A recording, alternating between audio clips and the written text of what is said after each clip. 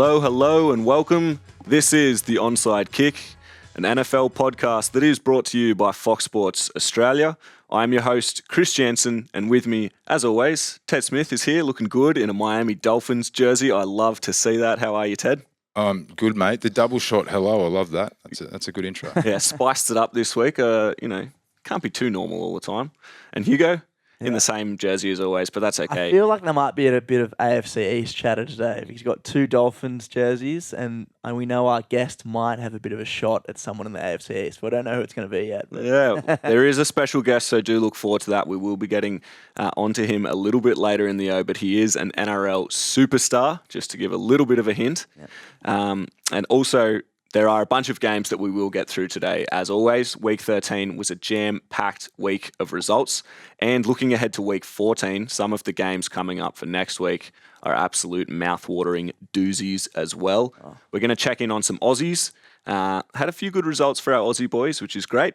And without further ado, this week I think we can jump straight into it because there is plenty of action and I am very excited about this interview as well.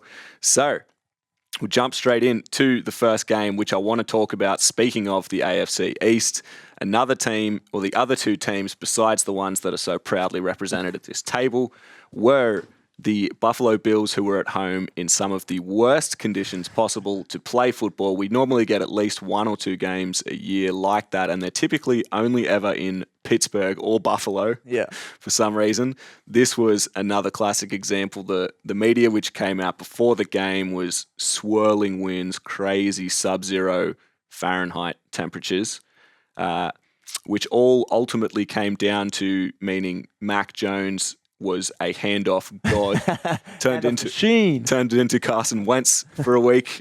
Went 2 of 3 for 19 yards, probably the greatest quarterback stat line I've seen in recent years. And the Patriots ultimately came away 14-10, which 2 out of 3 of us tipped. Yeah, happening last week. So Ted, you can go first and tell me where it all went wrong for Buffalo. The fact that dogs were being blown off chains in Buffalo doesn't make it conducive for football. So it's a bit of it really hurts Buffalo because of the history they've had with New England in that division. But in terms of this game, it's a bit of a write-off. I mean, you got beat by a quarterback who literally had 2 completions. Was it 2 from 3? 2 from 3. So it was the lowest amount of pass attempts in Patriots franchise history. Yeah. And the completions was the tied least with the 1968 Kansas City Chiefs, who also had 2. So I hope it was like a really bad storm then as well. Otherwise, well, it's just 60s football. It was a different game back then, so it was more handoff. But we knew this game was going to be crazy from the opening kickoff, where Tyler Bass's kickoff went about 200 meters into the stands. I was hoping the field goal record would be broken at one point, because they're just lining up from 80 yards. But of course, you'd never do that in the NFL. But it was incredible. Shout out to Ted. I know we say this all the time, but when the Patriots were 2-3, 2-4, Ted still picked them to win the AFC East. And this was this big. I know what you're going to say. It was a write-off game. The weather played its part. Fact of the matter is, they won an interdivisional matchup.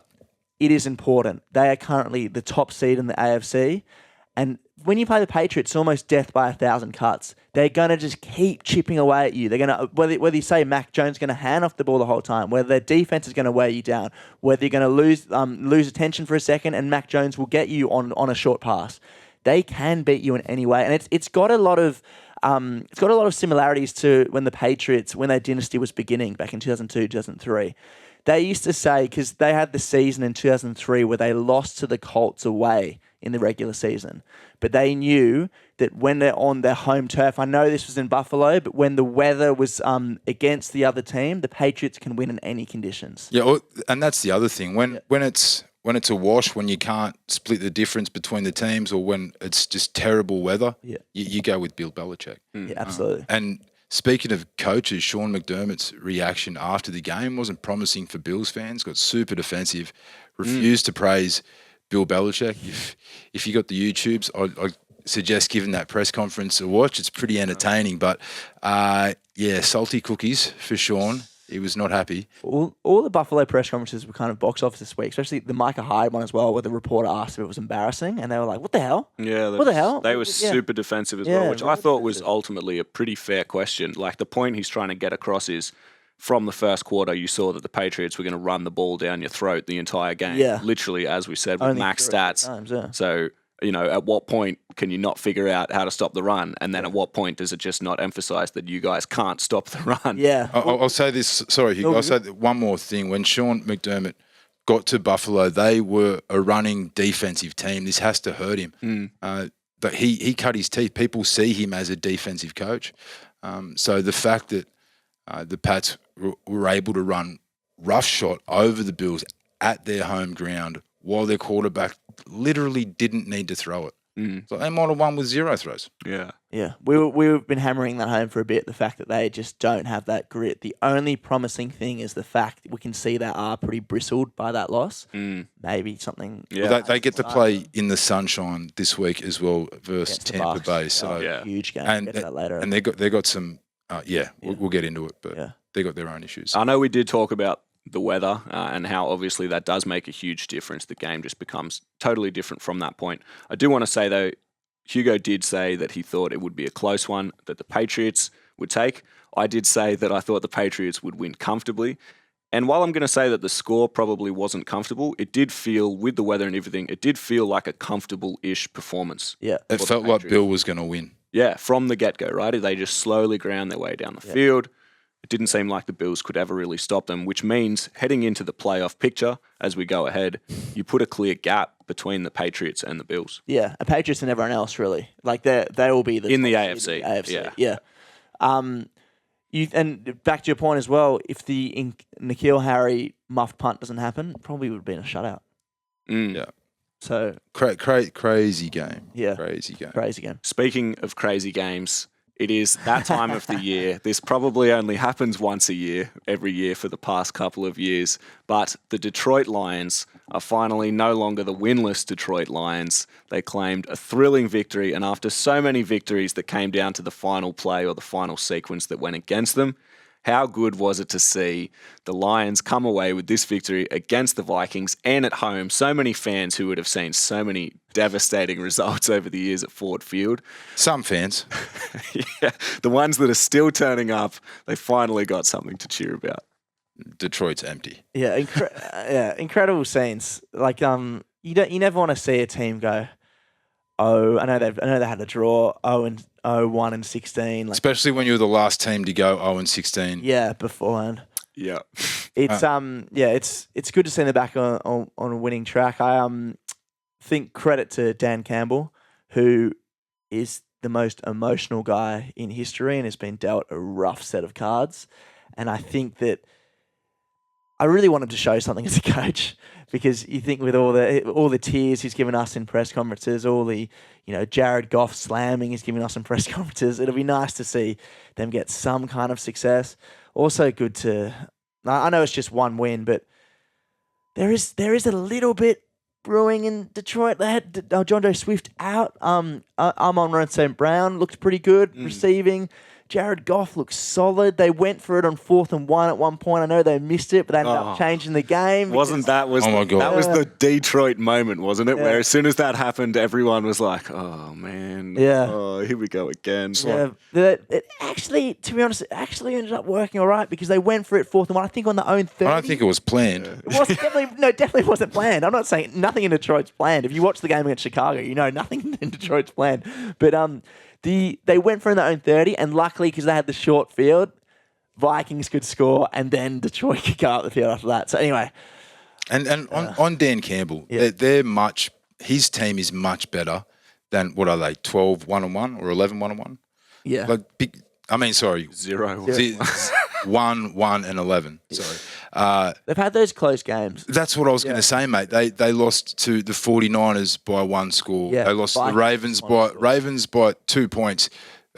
Tucker literally had to kick the longest field goal ever. Yeah. Plus, they had that false start, which should have been given before that play as well. Anyway, yeah. Almost beat the Vikings the first time around. They've just been terribly unlucky. And And they had the Bears, where that was the worst bit of game management I've ever seen by Detroit, but that's okay. I mean, yeah, when they went for it on fourth down in their own half against the Vikings on the weekend, that was pretty up there, dude. But we've probably got to mention the press conference again after it, where Dan Campbell dedicated the win to the victims of the shooting in Michigan. So, and it just like for such a sucky team, like you can tell the coach really means a lot to this place, which is wild. He's only been there for three quarters of the season. And remember his first presser when he said he was going to bite knees, bite ankles? Yeah. We thought he was a joke. Yeah. He's won one game and it's like, actually, you've warmed me up. Yeah. I like Campbell. I like the Lions. And I'll always have a soft spot for Goff. He was the quarterback that got the Rams to the Super Bowl. But on your point, Hugo, they showed something. I wouldn't want to be the Broncos this week. Yeah. I'd rather not play them this week. It could be a second win considering how bad the Broncos looked against the Chiefs. Very good friend of the pod, Jonathan Gamer, has been raising these things, talking about Matt Patricia last year. And as you mentioned, the difference between Matt Patricia and now Dan Campbell, where to for the Lions from this? It is one win. Obviously, there's not too much cause to get excited. But those scenes and how good it looked when Jared Goff and Campbell celebrated at the end, where are Detroit heading? What can we say for Detroit? Well, I think we'll see lots of the same this year in terms of we might see one more win. They're going to get the first overall pick. Yeah. So maybe the Texans. It's between the maybe Lions the and Texans. the Yeah, maybe the Texans. But whether it's first or second, they've also got the Rams' pick as well from the Goff trade. Yeah. So Goff trade, Stafford trade. Yeah, the Rams don't need picks. So it's not. I think the first year of a rebuild, it's about kind of showing you have that commitment, showing you have that passion for the team, showing kind of seeing who's got something. Next year's when we'll see. If I ever need someone to sell a turd, I'm going to go to Hugo.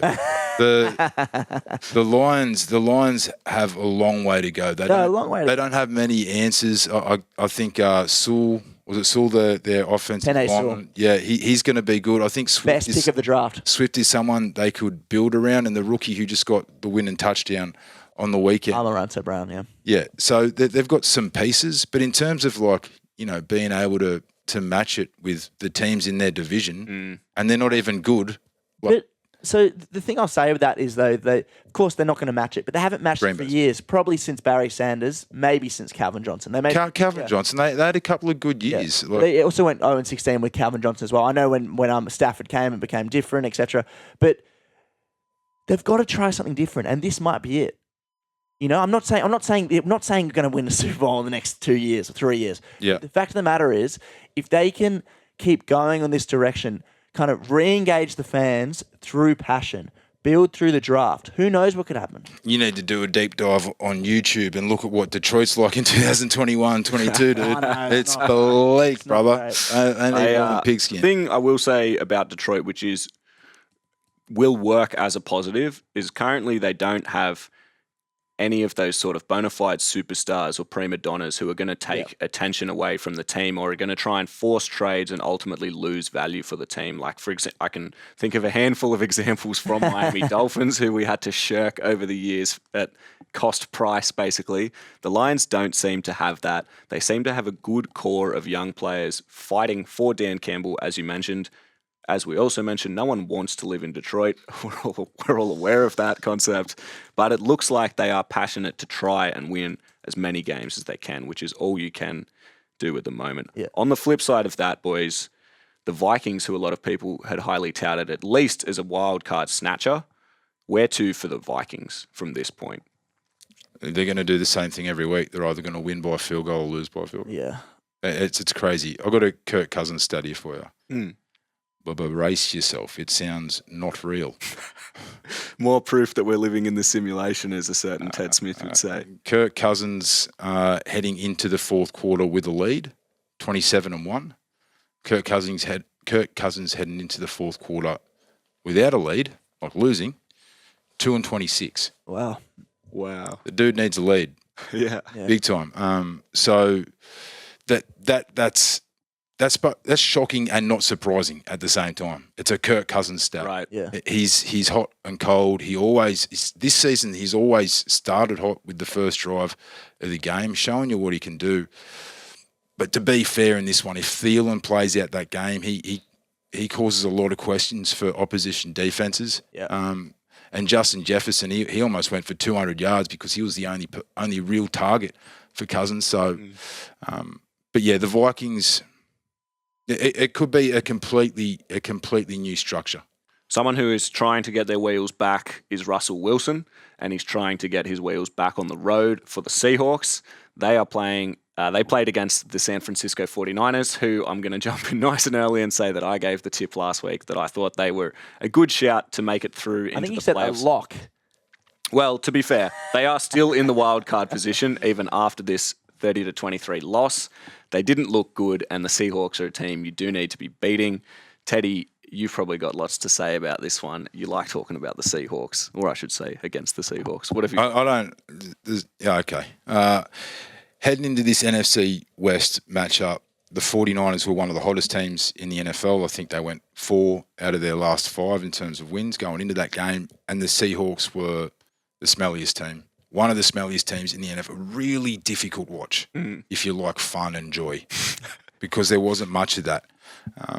But so you look at this game, is this 49ers win just another piece of that bizarre year with the Jags beating the Bills, with the Texans beating the Titans? To you, Christopher, I say no. Because this game is Pete Carroll doing what he always does, and that's beaten the 49ers. He's now won 16 of his last 18 games versus them. It's like everyone on earth thought the 49ers were going to win except for Pete Carroll and me. And without Deebo Samuel. That is the real reason why I didn't think the 49ers were going to win, because everyone talks about how versatile and creative Kyle Shanahan is when it comes to game scheming, and in particular his running game. But Deebo Samuel is, if not one of, the most versatile player in the NFL in terms of not losing any efficiency or effectiveness when he's playing running back or wide receiver. You get him in motion before the snap, and defenses are scared. And when he wasn't there, the 49ers averaged 2.8 yards a rush with arguably the best offensive play caller controlling the helm. So, look, I'm not surprised that the Seahawks won. I know on the Facebook group after it, I told you, that this was going to happen, and you said you also said the Seahawks suck, and then I said I stand by it. Yeah, both can be true. They're 4-8, and I don't know if they're going to get any better, but they can at least breathe easy for a week, because no one needed a win more than Pete Carroll and Russell Wilson. Yeah, you probably tell from the name of the show as well that we love special teams trick plays. So that fake pump was a joy to watch. Yeah, by Travis Homer, 75 yards.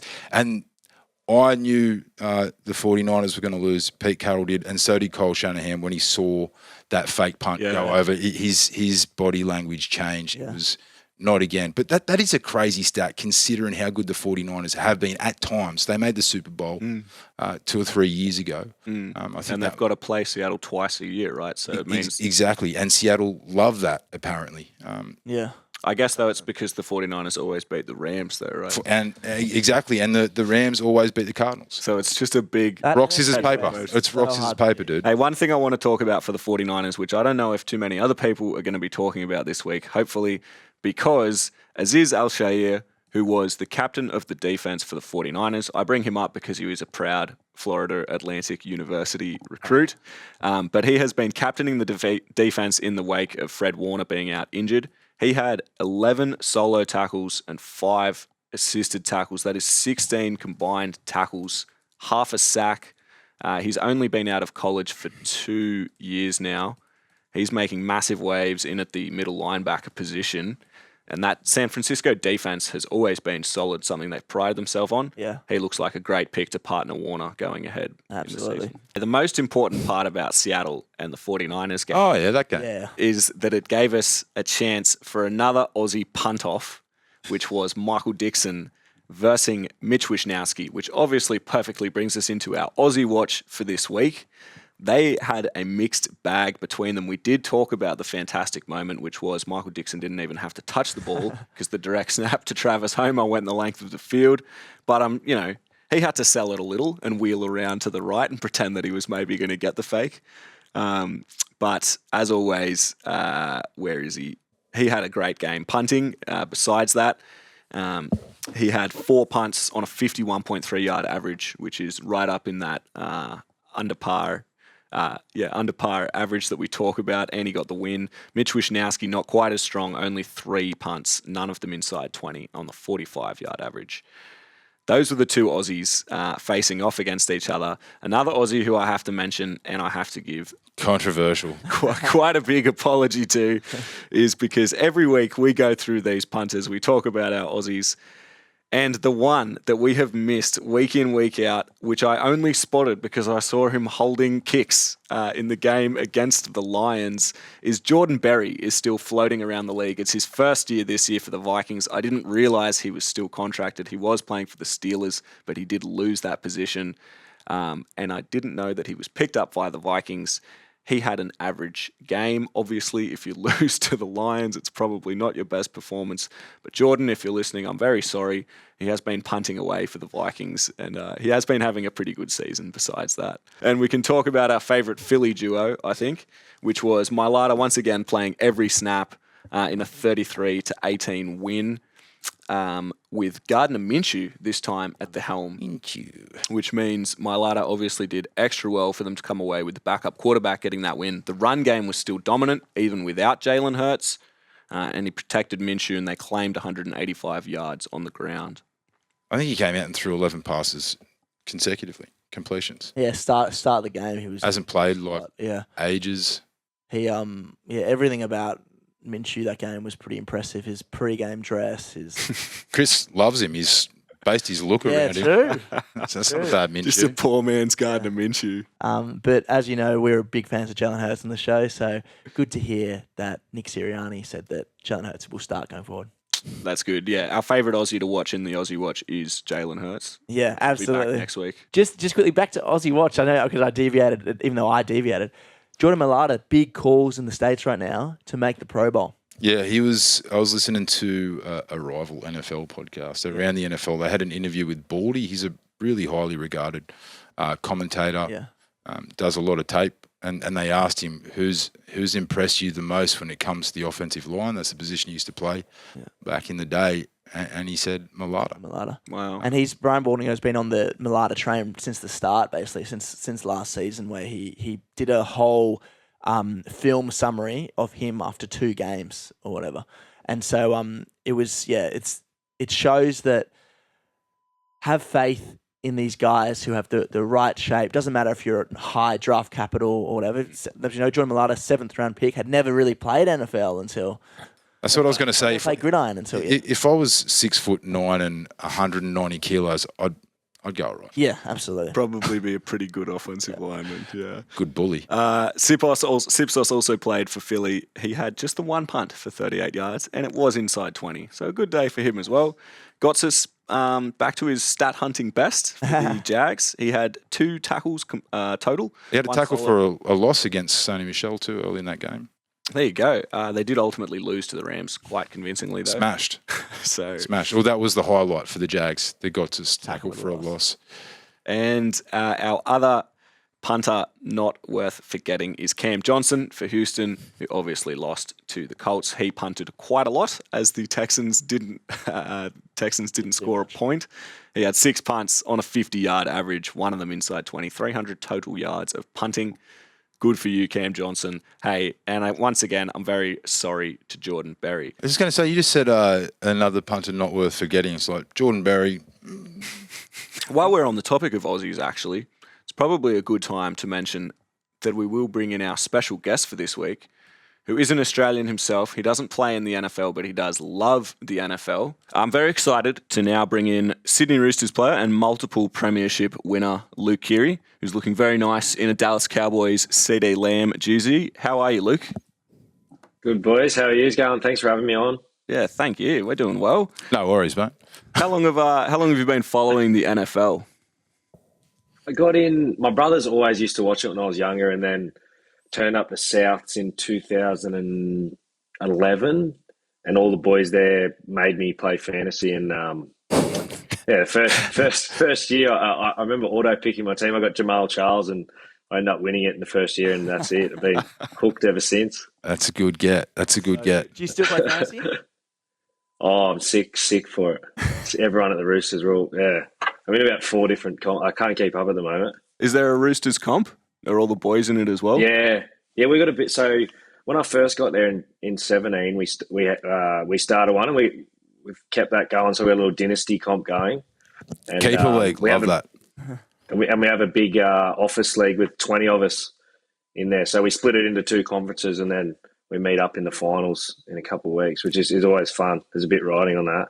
Conferences, I'll jump in there, Luke. There's been some talk over the years. Wayne Bennett comes to mind. Talk about the NRL adopting some of the aspects of NFL, like a draft, conferences.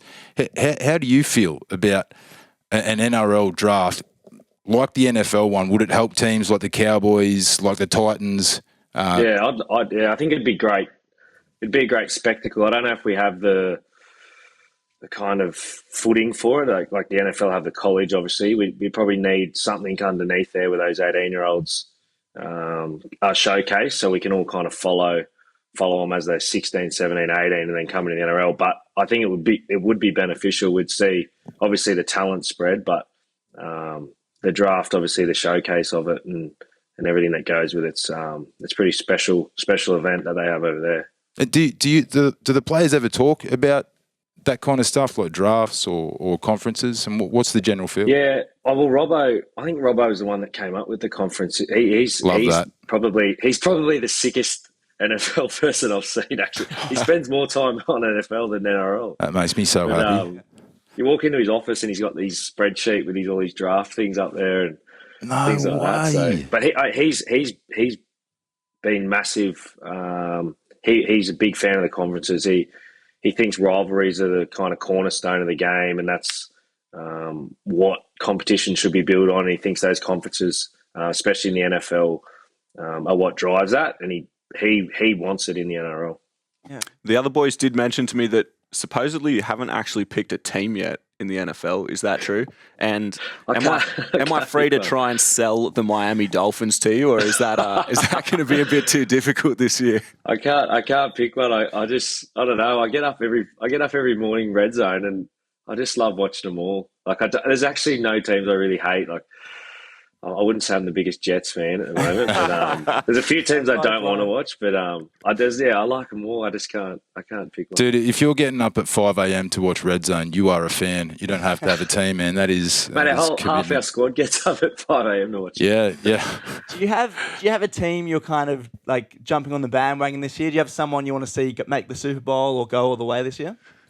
Yeah, I like CD Lamb and I like Dallas. I had the Hard Knocks on the start of the year, so they've struggled a little bit over the last probably 5 or 6 years. So it'd be good to see them make a run, and obviously Dak coming back from the injury. So it'd be nice to see them. It'd be good. I think it'd be good for the whole NFL. Like everyone, obviously they're America's team. So poor little Jerry Jones needs another Super Bowl. Unbelievable. Would you welcome something like a Hard Knocks All Access type documentary around the NRL, or do you think that could be a bit problematic or something? Cool. Yeah, I reckon it'd be cool. Obviously, we probably don't have the personalities, and we're probably not as outlandish as the NFL players, which makes it good to watch. But it'd be cool. A few those all or nothings that they run through the season are pretty cool. They've got the Colts one on at the moment. I think the fans would love it, but I think as players we'd all like watching it.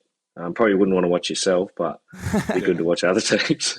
Yeah. What kind of differences do you notice? Like, kind of, you obviously work in the professional environment here, but compared to what they have over there, do you notice much different, or is it pretty smooth transition? Or yeah, obviously they're working on a lot bigger scale than us. The facilities and things like that.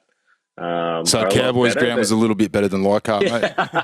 Just a little bit, but I mean, it's principally very similar. Obviously, there's a lot of high performance staff that have done work over there in the NBA and the NFL and things like that. So principally, they bring the same stuff back, but they probably just don't have the budget here to get it done. Yeah.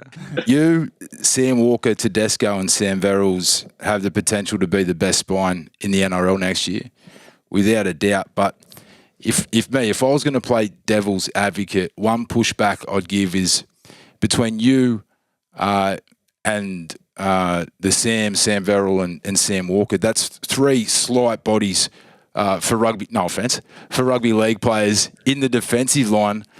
What I'm getting at, man, like Verrills could play if he was with, maybe not the slightest pairing of halves in the comp, but is Brandon Smith the answer? Is he the missing piece for a premiership for the Roosters? Just the tenacity and energy he brings in the middle could be something you're missing.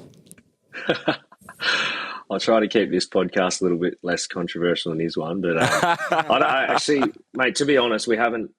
His name's obviously come up a bit, but we don't really speak about it too much as players at training. So I'm pretty sure he hasn't officially signed or anything like that. So yeah, I actually don't know if he's coming. Like Robbo and they haven't really addressed it yet. But yeah, obviously everyone knows the type of player he is and what he can do. So he's obviously going to be a huge asset to anyone. And he's so good. I think if he does come, I'm worried about him and Rads together, but he should be good. Not as much as the opposition will be worried. It'll be the hardest hitting duo in the NRL, I think, Brandon Smith and Bradley. But we'll either come last or first with them, I think. Hey, someone who you might have played with who we wanted to check about was someone from Australia who's doing quite well, Jordan Mailata. Did your paths ever cross while you were together at Souths, or did you ever see an enormous wrecking ball rumbling over the top of a few juniors? Or yeah, I remember he was there. I think he was playing under 20s at my last season there, and he is huge. He came into Origin camp in 2018, just as he'd gone over there and signed, and he is so big. Like I can't explain it, but he's out and awesome. It's good. It's obviously great to see someone from rugby league go over there and have some success, and he's actually the real deal, which is really cool. Yeah, he's playing really well, man. He's getting some buzz on American NFL podcast too.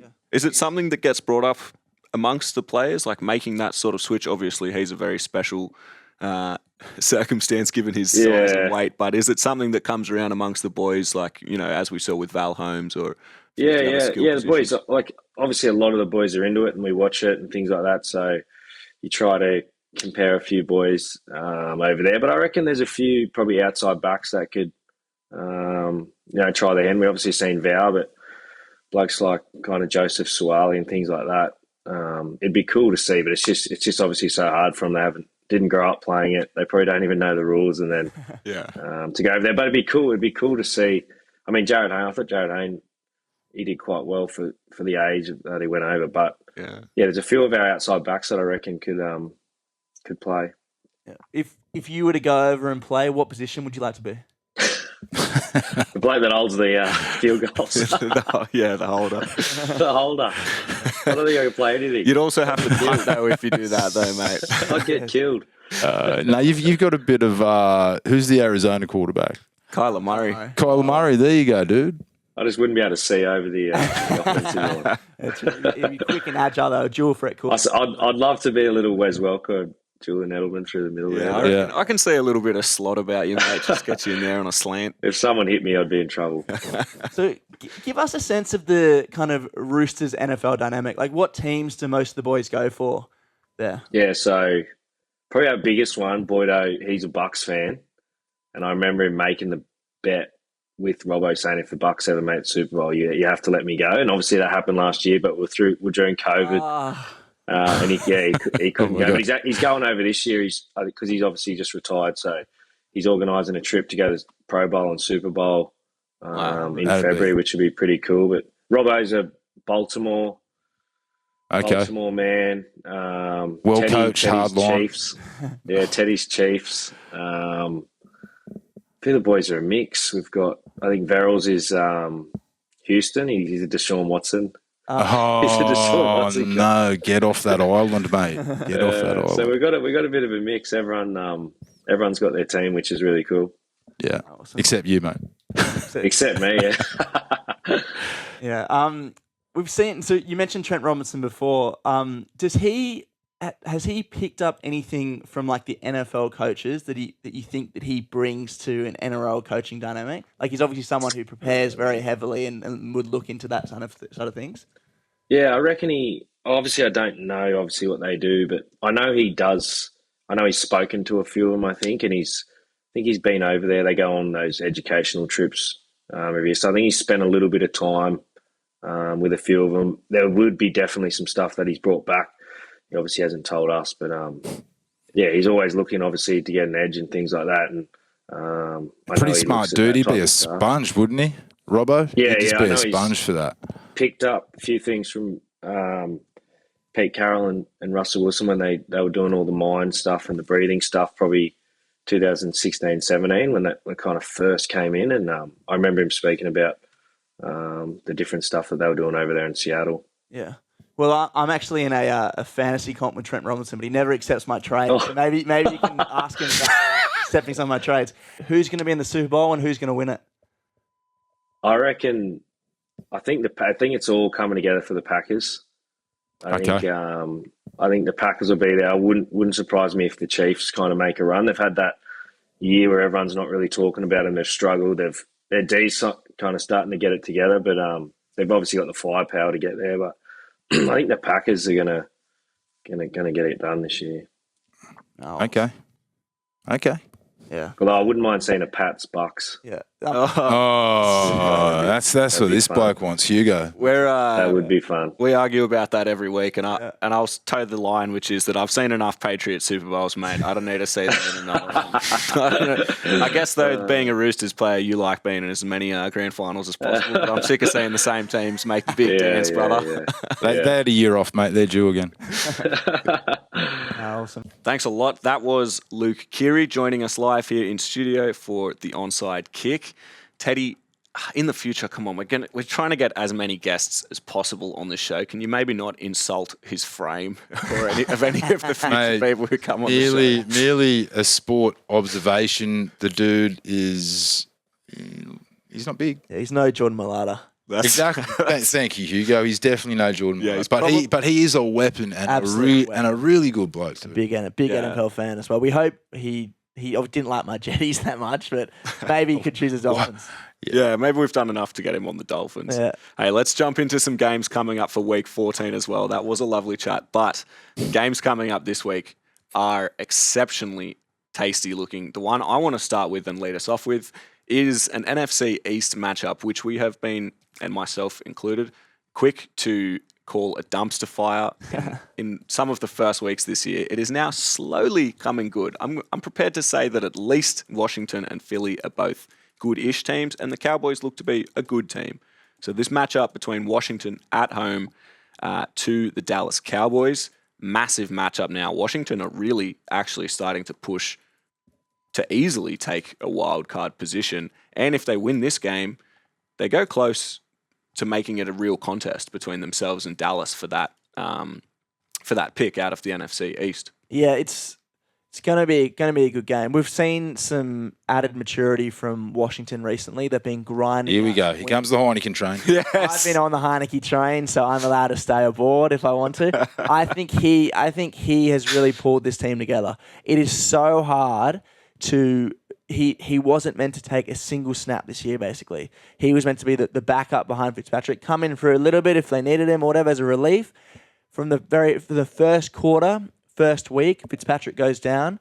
We now know he's out for the season. Heineke comes in. He came in as a bit of, a bit of a gunslinger, kind of haphazard quarterback like Kirk Cousins. Threw a few interceptions early.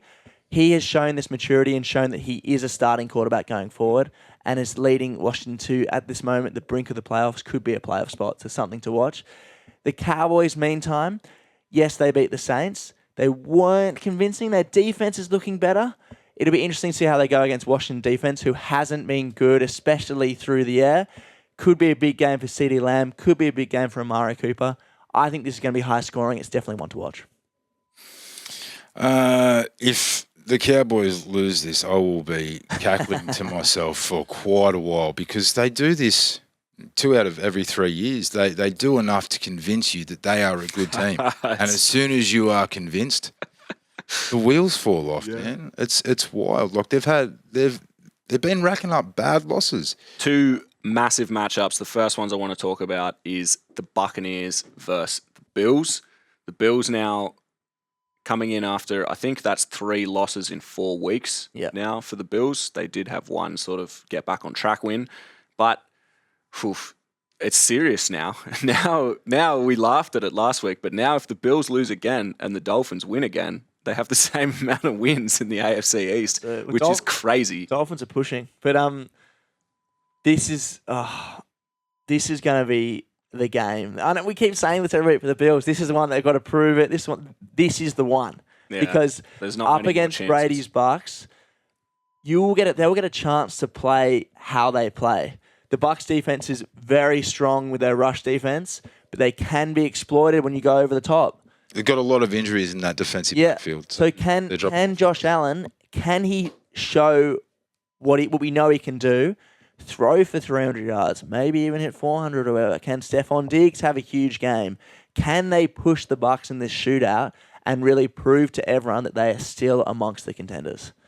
Yeah, I mean, it's crazy. Your boys touched on it, but they could miss the playoffs. You got the Chargers, Bengals, Colts.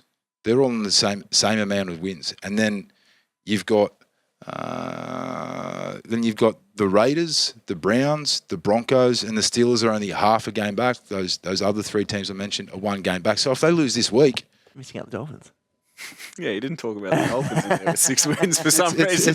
it's a Dolphins app, bro. No, I'll jump in on that and say I think the chat about the Dolphins making the playoff is ludicrous. They need to win out, which they can't. The Dolphins don't win 8 straight games, at any point in the existence since I've known them. There are other teams more deserving and better quality, I would say, like the Colts, who are currently not in the wild card position. The Colts, Bengals deserve to get in. Yeah, Exactly. Yeah. Or even the Chargers. The Colts, going back to this Bucks-Bills game, that was a turning point for me when I was like, maybe the Bills really are in strife. When Taylor just ran roughshod over this team, and they're playing a running back who has been one of the most surprising storylines of 2021. Yeah, Lenny Fortuddies. Dude, I got him real cheap in an auction draft for $3. Yeah. Tried to trade him for the first 4 weeks when he got a score, and he kept scoring. So it's been an unreal turn of events for him. He's turned his career right around. And if the Bills defend the run like they have the past few weeks, they're going to struggle to stop him. And who knows, man? This season could just slip away. It'll be wild if the Bills did not make the playoffs. It would be wild. absolutely wild. The other matchup, which I alluded to, which is Monday Night Football, which is probably the biggest game of the week in terms of NFC playoff ramifications, which is the Cardinals at home in Arizona to the Los Angeles Rams. In terms of how much I give a shit, let's go. This is going to be a cracker, dude. Yeah, and I think I'm right in saying that the Rams, if they lose this, they can't clinch their division. My first line, Cardinals will be looking to send a message to the NFC big dogs this week. If they douse the Rams, if they touch them up, that they won't just be looking at the division, the NFC West, that they'll have one hand on a first-round bye. If the Cardinals, if they're serious, they'll show it this weekend. They'll give a beat down to the Rams because, like, after this game, they got Lions, should win that. Seahawks should win that. Colts, good game. Cowboys, good game. So they've got a good grip on their own destiny, but someone else that's got a good grip is Sean McVay, and he's got a stranglehold over the Cardinals. I may have mentioned it heaps, but McVay's got an 8-1 record over the Cardinals since he's been in LA. Like, the reason why he didn't prepare well for the Cardinals the first time they played this season was because he thought he didn't have to. He literally always beat them before that. They were easy for him. I wouldn't be surprised if I'm saying this because I'm heaps biased. but I think the Rams could go big this week. I like Odell only had 20, 30 yards. He had another touchdown, but one of his receptions was a simple crossing route, and he took it for more yards. He used to do it all the time at New York in 2015, 2016, when he was getting 1,400 yards, 12 touchdowns. He was a really good receiver. Yeah. But now he's like the drama of Terrell Owens with the production of like Mohamed Sanu. So if he can't turn it around under Sean McVay, who's this savant, right, who knows how to utilize offensive players, then he's going to be playing in Canada or he's going to be playing on a there's practice no squad. doubt he'll kick into gear. He's even in the last 3 weeks, we've seen more from OBJ than we saw. Yes, we have. Yeah. Yes, we have. He's been looking better. I did like that comparison though. He scored 13 touchdowns in 2015 with Eli Manning, who throws half his throws are ducks. Yep. To put that in perspective, he's only scored 15 touchdowns over the last 5 seasons. Completely different. Since he got on the boat in Miami, right? Yeah. Well, that was the season. The ghost boat. Season, yeah. And Yeah. a bunch of those blokes are also out of the league now as well. Yeah. Anyway, gentlemen, absolute cracker. Have you got a tip for me from that one as well? That's probably the showpiece one. What can you tell me? I'm going to say the Cards just dipped their toe into the water last week against the Bears. Kyler Murray back from injury. DeAndre Hopkins back from injury. They threw it for under 20 times last week as well. Sorry, Ted. Cards win. They look strong.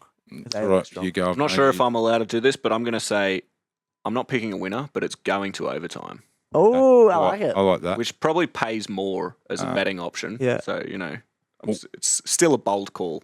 All right, gentlemen, that is the Cardinals versus the Rams. I do think that will be the matchup of the week, but there are plenty of good games on. So get ESPN on, get Red Zone on across the weekend. Get back to me next week with a few good takes. Ted Smith, thanks a lot for joining me. Cheers. And Hugo, you as well. Thanks, boys. Good fun again. Catch you next week. Thanks to Luke Keary as well. Legend.